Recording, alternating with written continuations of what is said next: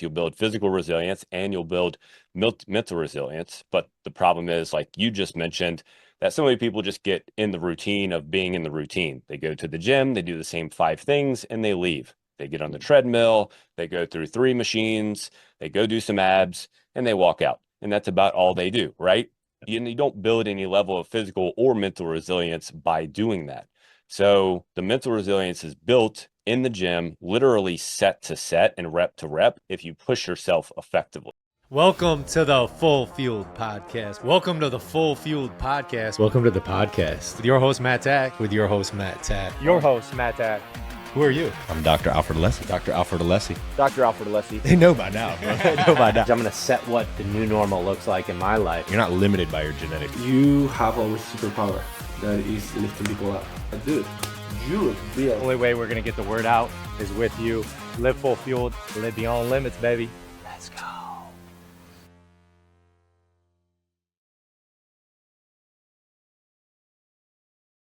Welcome to the Full Fueled Podcast. We got episode number 3 of season 2.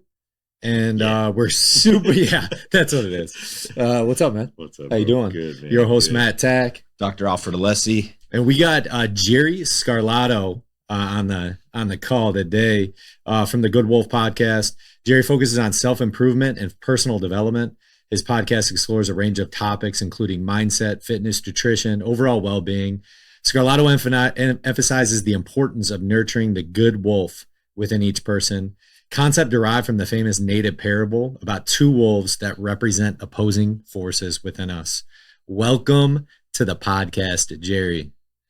Thanks, fellas. Appreciate you guys. I appreciate that intro, man. That was well done. But yeah, man, great to be on. Matt, you and I got a chance to talk on my show just the other day. So, hopefully you guys, your audience will be able to jump over and listen to that as well, because we had a great conversation. But yeah, looking forward to seeing what we can make happen today. Yeah, man. Tell us a little bit about the Good Wolf. We were talking about it before the podcast, but how that derived, how that speaks to you, and how you came up with the concept.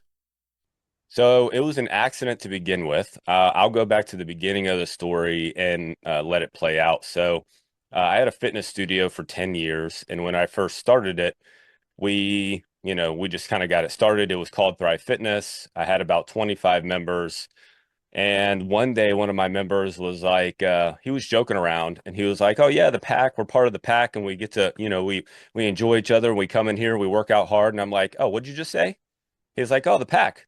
I was like, "Oh, I kind of like that." So we got this sign made and we put it up on the wall and it said "Run with the pack." And we officially got a wolf as our mascot.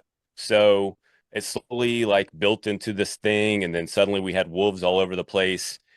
And last year, when I went to start the podcast, I thought about what would be a good name for the podcast, and I heard the parable before, which I can run through the parable. But I'd heard the parable before, and I'm like, that's kind of what we do here, because Thryvology, which ended up being the name of the studio, I think I changed the name like 5 times, but that's another story for another day.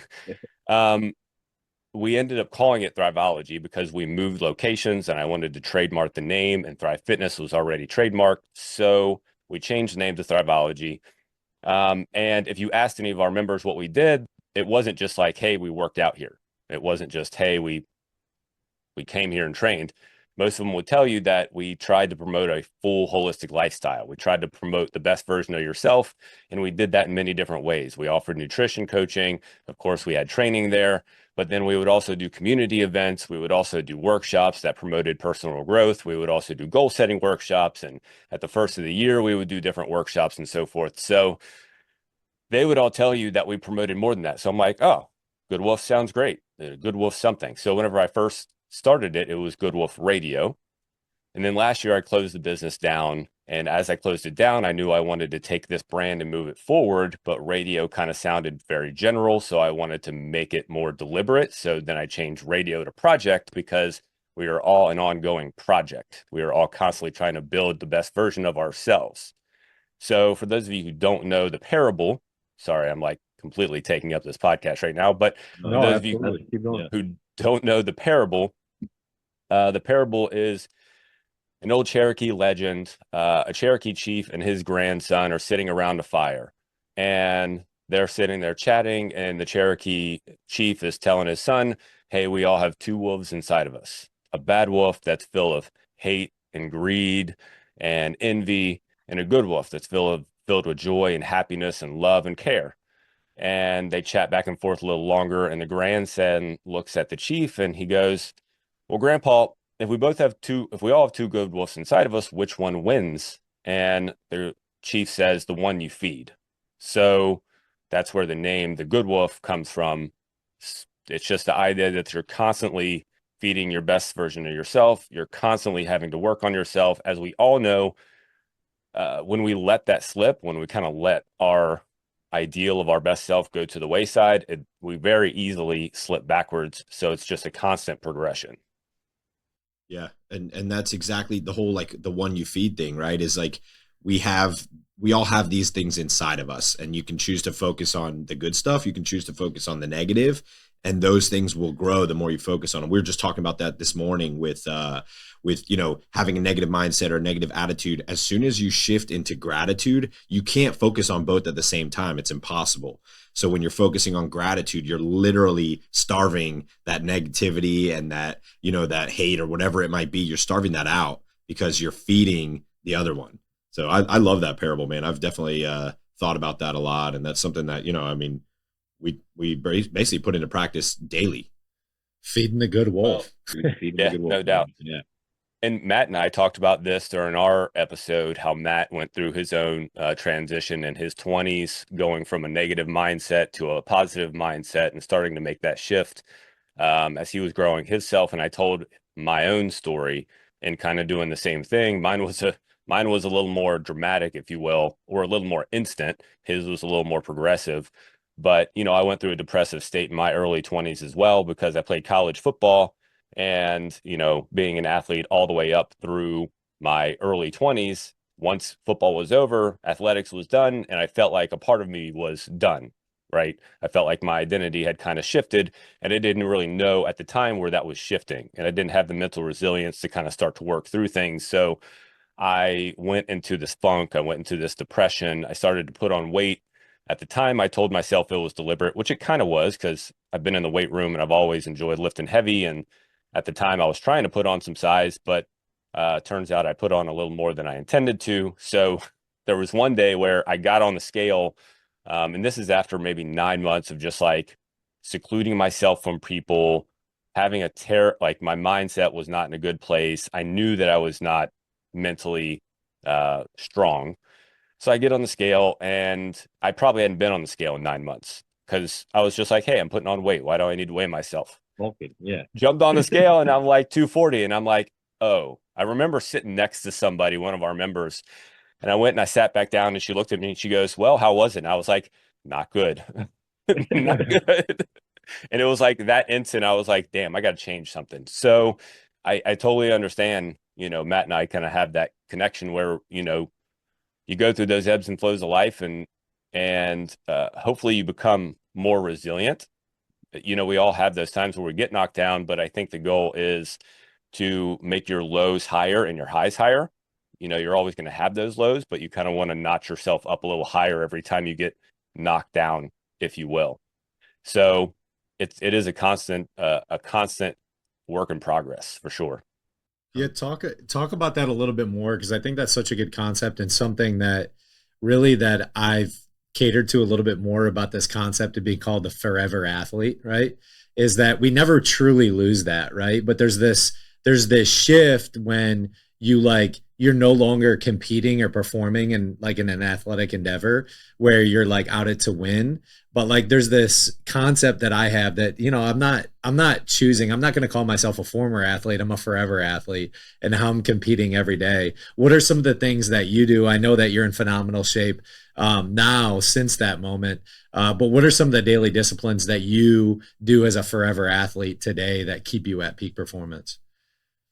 Yeah, and I love that concept also. I believe that every human being is meant to run and jump and lift weights and be strong and have lean mass and and be lean. I believe that all human beings are meant to and have the capability to do that. Now, of course, we're convinced through society that that's not the case. So we have to work against that, which is super challenging for sure. But, I believe it comes down to deciding what you have to know what season you're in, what season of kind of your life that you're in. And you kind of go, what does success look like for me in my training for this season? And the season can be for the next couple of years. It can be for the next 3 months. And that part's up to you.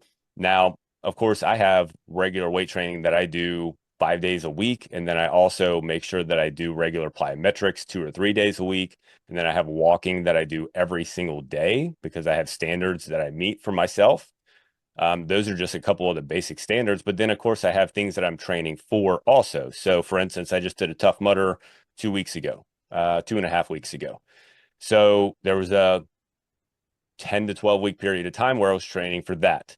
I don't have the next thing set, which I need to get set. Otherwise, I'll start to lose my focus. But whatever the next thing is, I'll plan something 12 to 15 weeks down the road, and then I'll start training for that. So I think having also that thing, and it can be a Tough Mudder, it can be a marathon, it can be your own made up, if you have like a day where you're like, hey, this day I'm going to test my bench squat and deadlift. So you can have your own thing that you kind of train for, or you can get some buddies together and you're like, hey, I want to go out and I want to do something on a certain day, and I want us to be able to train for that thing. I think that's important as well. So you have this combination of your own standards that you do every day. Like I said, mine are training 5 days a week in the weight room. I walk every day, whether that's hiking or just a regular walk, at least 2 miles. And then I do agility work at least 2 or 3 days a week as well. And then on the other end of that, to keep things fresh, if you will, is having something to train for. Because, of course, we're human beings. We get bored with things, right? So you got to keep things fresh by having that thing out there that you're like, oh, that's what I got to get ready for. Yeah, I love that. I think most guys that we do like take through our coaching programs, and guys just that we talk to in general, is just like, yeah, I just go to the gym and like I do my thing. And it's like you lose focus because you've done the same thing for so long. I used to do that, right? Like I was like more like bodybuilding type of exercise, and it just got so boring to me. I was like, I need to do something different. And so then I went through like a few months of like HIIT training, and then the last few months I've been training more athletic again. I got back into playing lacrosse. And so it's like having like keeping that like periodization almost, right? Every couple months, change it up, do something different, set new goals. And I think most people just don't set goals, honestly. I don't think they have something to aim for, like a finish line, that kind of like phases into like the question I wanted to ask you. Obviously your podcast and our podcast has a lot of mindset and focusing on that, but it ties into the physical side as well. So, what is the relationship between the physical and the mindset that, is so important, and why is that so important? Having worked with thousands of people over the course of owning that training studio, I was also a strength conditioning coach for a high school in the area for 2 or 3 years, and throughout that time, I was also strength conditioning coach for individual sports as well. A couple of swim teams, a couple of basketball teams, a couple of soccer teams. So, having trained, anywhere from like an 8-year-old peewee kid athlete to like a 90-year-old. I think our oldest member at the gym was maybe, I'll say 85, and everywhere in between. Mindset is the most important thing. And that's what health and fitness misses. If you look at why most people quit, it is not because the exercise didn't work. It's not because the diet didn't work. It's because they didn't have the mental resilience to keep going. It's because you didn't start to change who you think you are and what you think you're capable of. And until you start to make that shift at the same time, then it's going to be challenging for you to overcome those barriers when they show up. Once you actually stop losing weight, once progress stops happening, once things slow down, or when things get hard and your schedule changes, if you don't believe that you're the kind of person that exercises and maintains your health and has a level of resilience, then you're just going to quit. That's just going to go by the wayside. So that mindset part is equally as important, if not more important, because it plays out in so many different ways. Now, I believe that physical training is the best way to build your mindset, because if you do it correctly, then you will do both. You'll build physical resilience and you'll build mental resilience. But the problem is, like you just mentioned, that so many people just get in the routine of being in the routine. They go to the gym, they do the same 5 things, and they leave. They get on the treadmill, they go through 3 machines, they go do some abs, and they walk out. And that's about all they do, right? You don't build any level of physical or mental resilience by doing that. So the mental resilience is built in the gym, literally set to set and rep to rep, if you push yourself effectively. So you just, if you understand that who you are today can't achieve the goals that you want to achieve tomorrow, then you can understand why that mindset development is so important and why pushing yourself within every session at some form, at some level, is so important as well, because it allows you to do both, be physically strong and mentally strong. And it's that concept of positive muscle failure that most people will never even get to, right? They don't push themselves hard enough. Corey Van Doren was on our show. We talked to him a lot about it. And it's like, he's like, man, I'll be training someone and they'll be at like 12 reps and they're like, oh, and they're about to drop the weights. And he's like, no, 2 more. They do 2 more. He's like, no, 2 more. They do 2 more. Then they've done like 6 more. He's like, you were about to drop the weights when you had 6 more in you. We tap out mentally long before we tap out physically. And so we're never really like hitting that threshold that is required for that growth. If we're talking building muscle and hypertrophy. And so, that's something that I've really, really been focused on lately. And, so it does look like, obviously volume wise, like maybe doing less sets, but making sure each set is done to that positive failure where I'm stimulating growth and change. So I would say even more so about that. I'm gonna give myself a little kudos right now too. So the one thing you said in that was like there was another guy there with you, that pushed you into that sixth rep, and so this guy started playing lacrosse, right? And a couple weeks ago, friggin' just bottomed out his hamstring, like ripped up his hamstring. And so what does this guy do? Forget everything he's ever been taught. Like forgot everything he's ever been taught, right? And everything he teaches everybody else too. He teaches everybody else. Seriously. So I'm like, dude, let's come up with a game plan. Yeah. And so I just told him, I was like, it's the same way. Like this is the kind of the concept of the forever athlete is that, injuries will come along. You stop losing weight, this will come along. Like you're building like strength and all this stuff. You will stagnate at some point, and you gotta figure things out. And so, and I'm sure I would be the same way if I get injured. I'm not injured right now, but this guy forgets everything. And I'm like, all right, let's come up with a game plan. He gets in the cold plunge. We order some BPC 157 for him. We're like, he's getting his soft wave therapy, and he was consistent with the process, where a 6-week injury turned into really about a 2.5 week where he's getting in repetitions now again in the gym. And so I give kudos to myself. Yeah. And what it was, looking back on it, what it was pure frustration that just clouded, like if we're talking mindset, it clouded everything I knew. It was like I couldn't see anything but about how pissed I was that I just pulled my hamstring when I'd been training for the last 2 months to get back into playing lacrosse. 2 games into the season, I freaking pulled my hamstring. I was just so annoyed that yeah, you're right. It was just like everything was like pushed away. And so having the accountability was awesome. Like that's, why we need that group and those figures around us for sure. 100%. I there's a saying that a doctor is his own worst patient. And I've seen that through with myself as well. Again, training people, I tell them, make sure that you progress correctly. Make sure you don't go up too quickly. Well, 18 months ago, I decided that I want to start lifting heavy again. And of course, my mind, and this is a person who literally tells people every single day of their life, you're not who you used to be. You can't go back and immediately jump into the weights that you used to do. Not that I immediately tried to do those weights because I know where that bar is, but let's just say that I moved a little faster than I needed to, and my body got real pissed real quick. So I totally get it. Yeah. And I started getting chronic overuse injuries instead of acute injuries, which can almost be more debilitating than, those acute injuries could be. So again, I get it. And anybody listening to this, again, you're listening to humans be humans. We are people who literally tell people every day, hey, this is what you need to do. You need to be smart about things. You need to be, and yet I'm an idiot and I go and do the complete opposite of what I tell people to do. So luckily I figured that out a little more over the last 6 to 9 months, and I'm progressing more effectively, but I had to take a step back to take 5 steps forward, and that's human nature. So to go back to your point though of the progression, which this is super important, because this is where so many people give up because they don't make progress because they don't push themselves. So there's this idea in weightlifting called rate of perceived exertion, or rate of perceived effort, whatever you want to call it. It's generally a scale of 0 to 10. 0 being it's super easy, 10 being it's super hard and I couldn't do one more rep.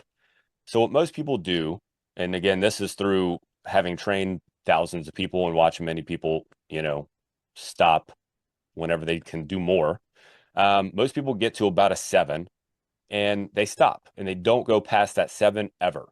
They stop at that 7. So for instance, if you're doing squats with like a 25-pound goblet squats with a 25-pound kettlebell, and you do 10 squats and your RPE, meaning how hard it is for you, is a 7 once you get to 10. If you always stop at 10, it will always be a 7. It will always be the same. If you never go to that 11th rep, then that 10 will always feel the same. So the goal is to push to the 11th and 12th rep so that 10 then becomes a 6 or a 5. It literally starts to feel easier. But most people in their mind tell themselves that 10 was hard enough, that 10 was challenging enough. So literally finding the mental fortitude to push for 2 more reps. In the example you gave, 6 more reps, which I believe that most people can get at least 6 more reps of almost anything that they're attempting, unless you're a power lifter, of course. But any average human being can get at least 6 more reps of what they're attempting. And if you just push yourself to 2 or 3 more, then your previous weight that you're using will be easier, and you will have become more physically and mentally resilient at the same time. What do you think about this? And this is something that I do sometimes, is I just don't count. Like, I try my hardest to like not even count. Like, I know realistically how many reps I can get with a certain amount of weight, and if it feels light, I'll increase the weight, or I'll slow down right on the eccentric. But sometimes I'm like, just stop counting and go till you freaking can't. Like, go till it kind of starts to till your form goes or whatever, right? And I almost feel like that sometimes is, if I were to be counting, I'd be further along than what I probably would have tapped at, right? 100% for sure, Yeah. because you set that expectation in your mind. When you set the expectation, and I see this with myself and with people regularly, when you set the expectation, okay, I'm going to get 10 reps, then you get 10 and it feels hard at 10.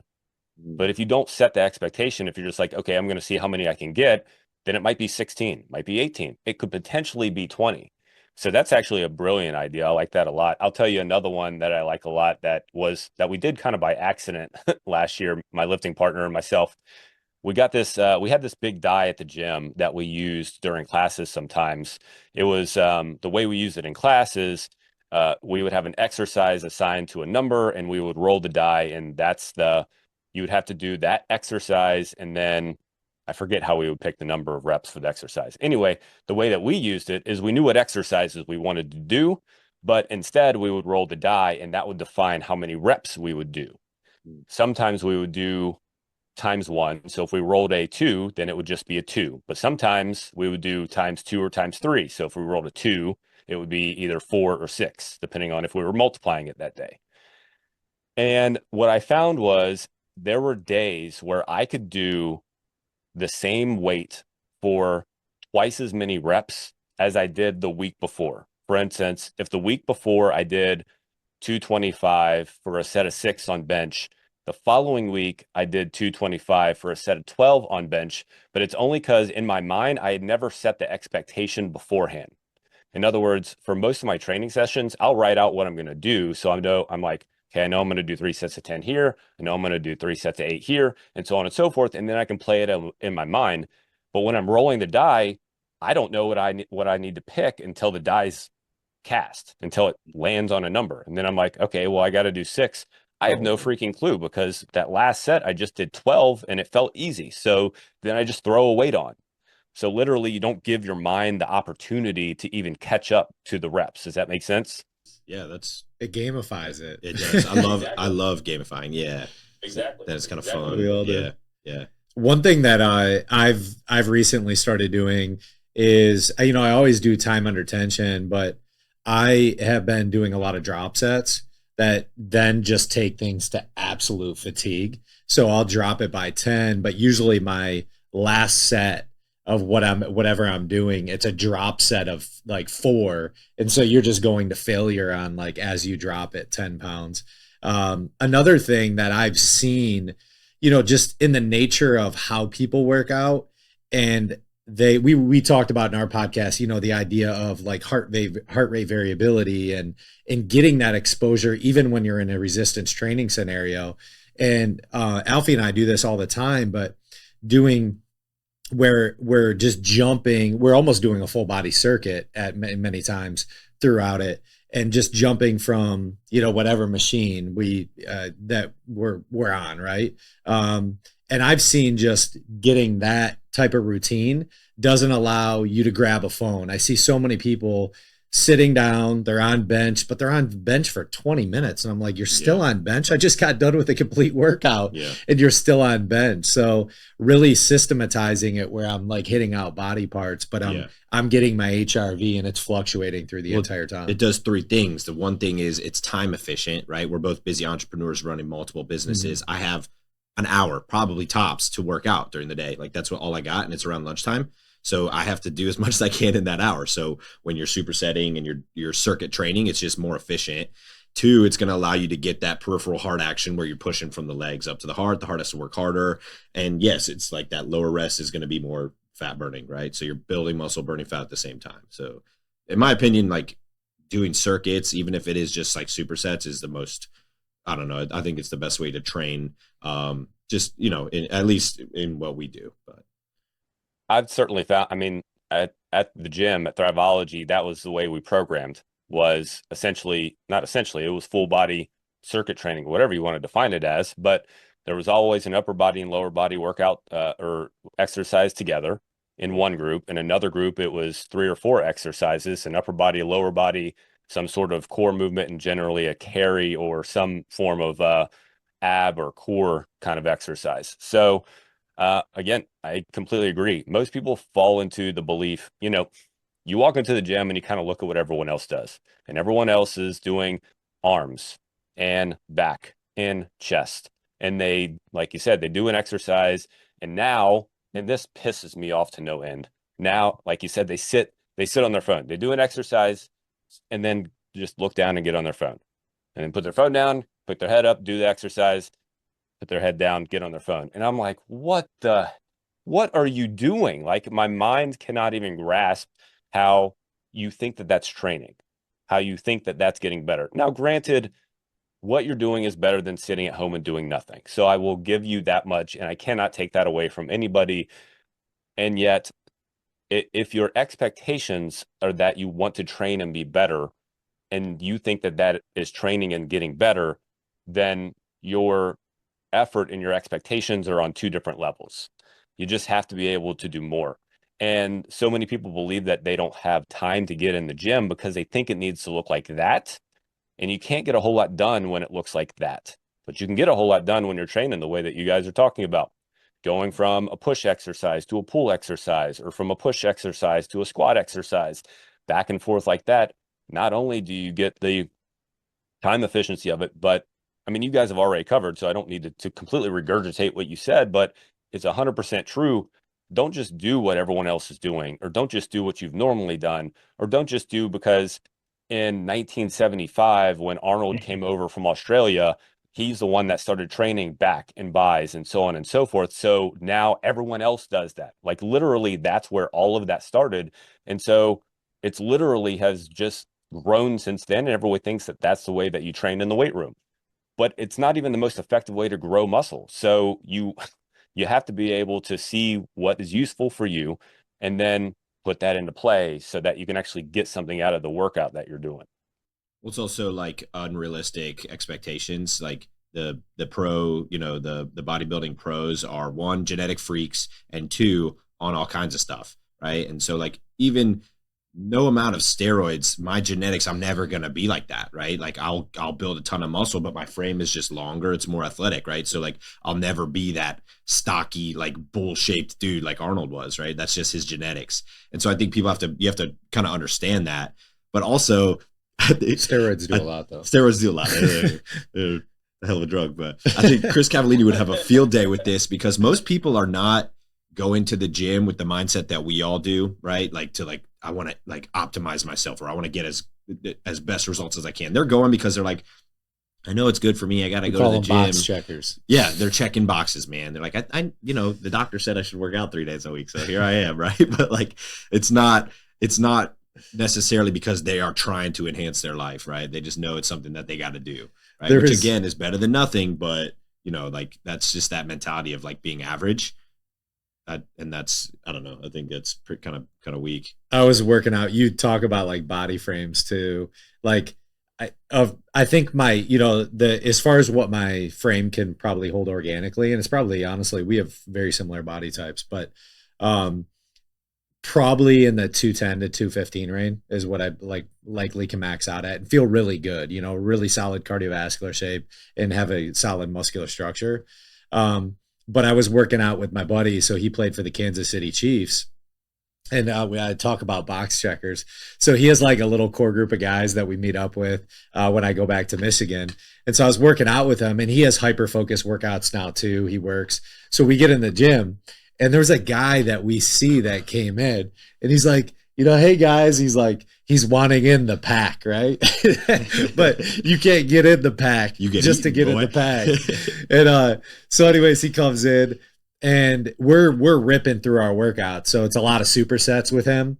So we're just supersetting everything, and then we're going over to the next machine. And I'm watching him, and I'm like, I actually said something to my wife about it. I'm like, dude, that is such a box checker mentality, because he came in for 20 minutes, and he's a big guy now. I actually went to college with him, so hopefully he's not listening to this.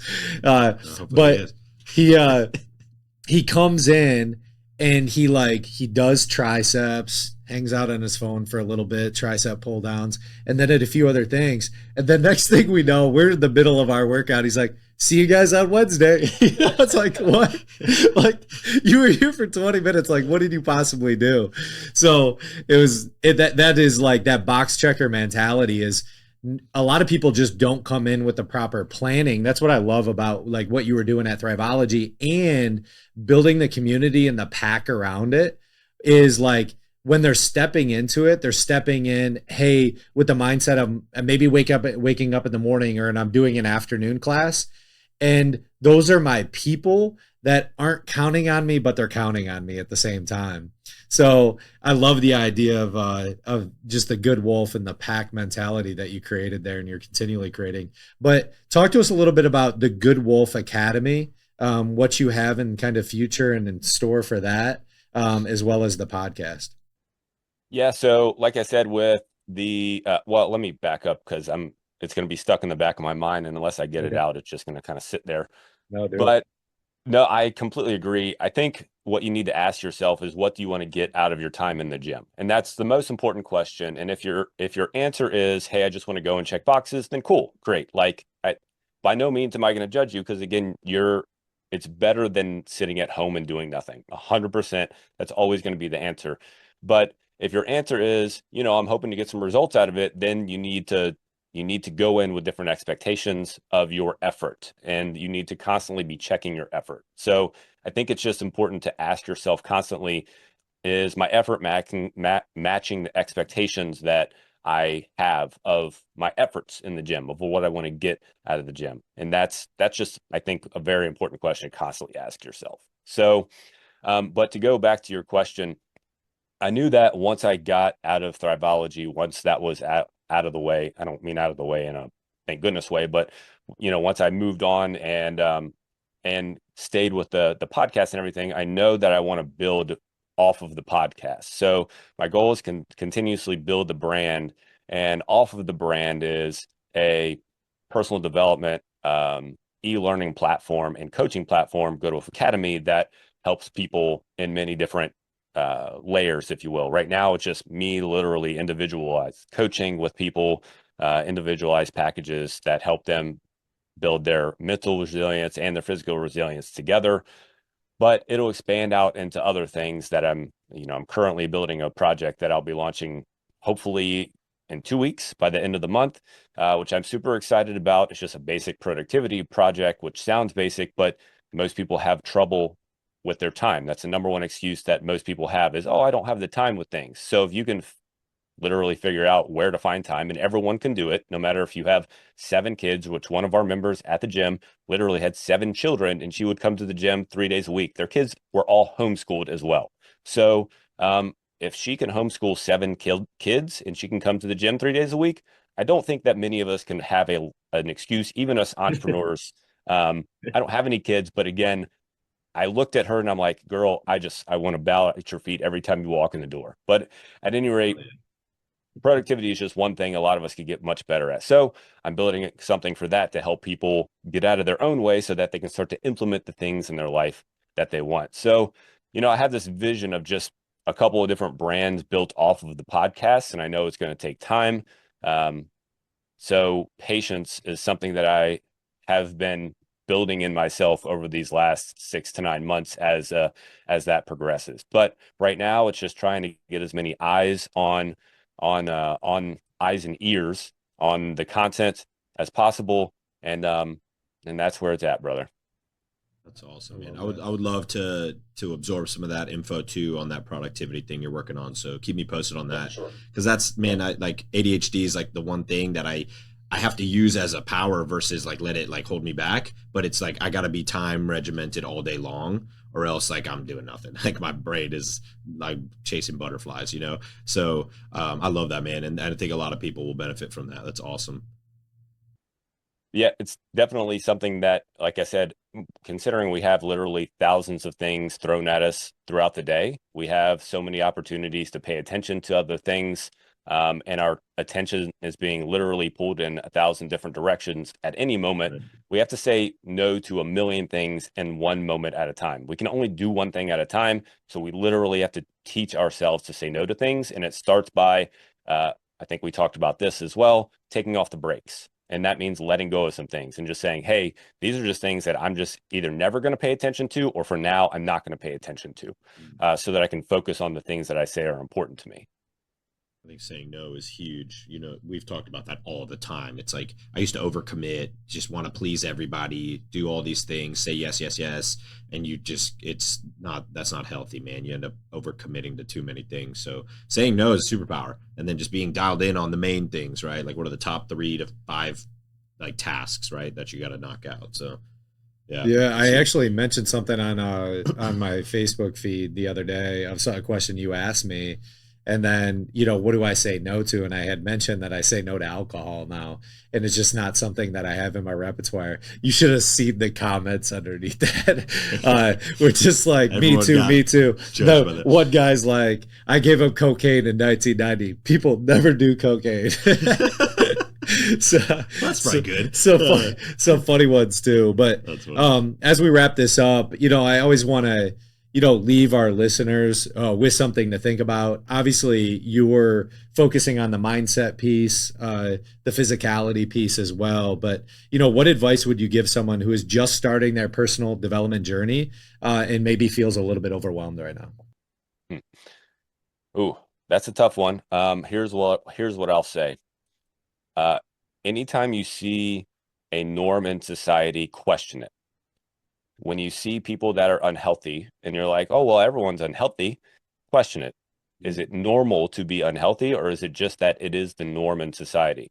When people tell you that doing and running your own business is hard and risky, and there's a high likelihood that you'll fail, and you look around and everyone else is unhappy and unfulfilled, and they're all living, working at a corporate job, working in a place where they complain about their work all day long, you go, well, is that normal? Is that something that I have to do?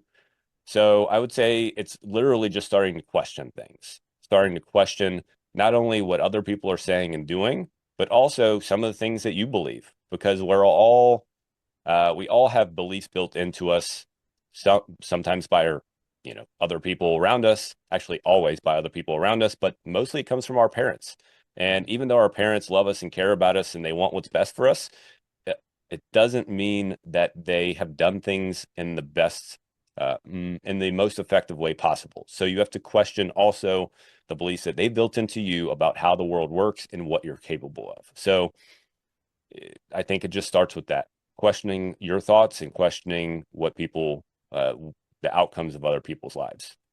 That's gold. That is gold. Yeah, that is so good. You know, I was listening to something on Ed Milet just recently. He had mentioned something about this, and that we do have to really understand and look at a level, you know, sometimes a level of curiosity. I had to look at it from my parents' standpoint of like, what is it, what does success look like, right?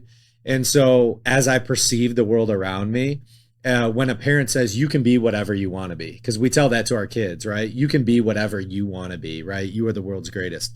And then, but mom, dad, like, are you happy? Are you doing what you want to be? And you know, in the definition of the world of success, I had to look back. I reflected this morning on the way over here to this podcast of like, my parents did a pretty darn good job, because I honestly could say that like my dad lived out his dream. Yeah, he was a school teacher. They didn't make a ton of money. We were a very middle class family. My mom was like a Christian school education teacher. She was a reading specialist. She taught kids how to read. That completely changed their life. And my dad was a high school teacher that like was a basketball coach for 40 years. That's what he absolutely loved and like what made him happy. And I was like, there's different versions of success, right? We want to always put like a dollar amount on it. We were a middle-class family, but if I had to look back, I'm like, man, yeah, my parents were happy and they were doing what they actually wanted to do. And it just like in the perception of the world, it was like, man, they didn't get to that pinnacle of success per se.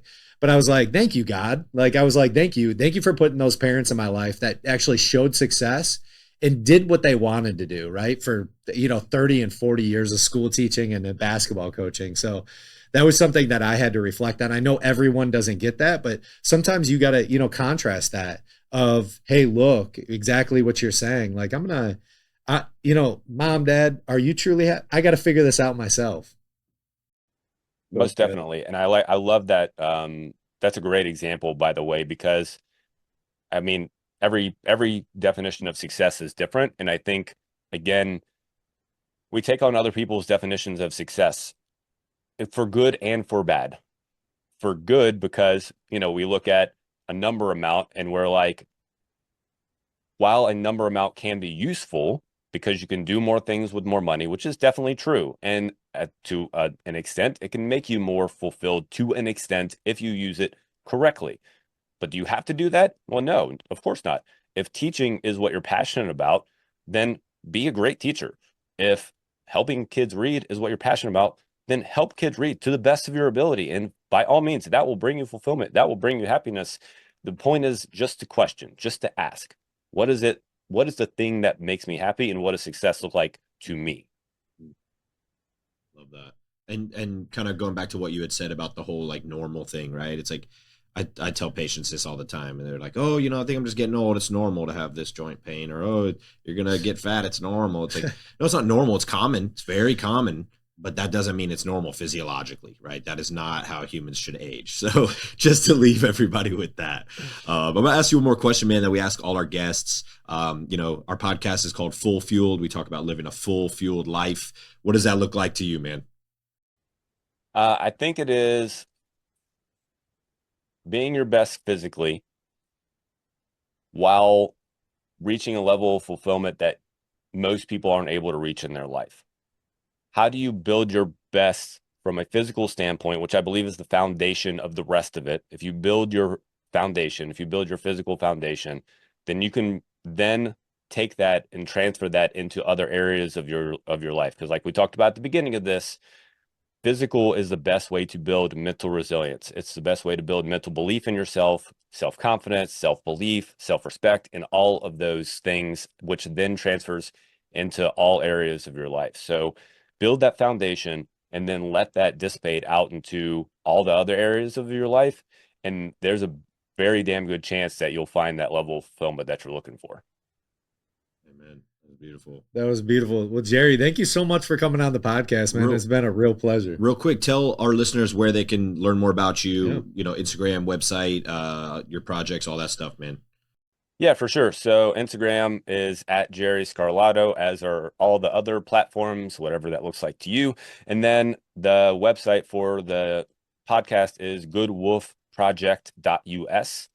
You can find the episodes all there. You can also put that into any podcast, engine and find it there as well. But I got a couple extra things on the website for you to download if you want to go there, put your email in, and get some free stuff, which is always fun. Awesome. We'll make sure to put that in the show notes. Yes, sir. People, Jerry Scarlatto. Thank you so much, brother. Thank you, brother.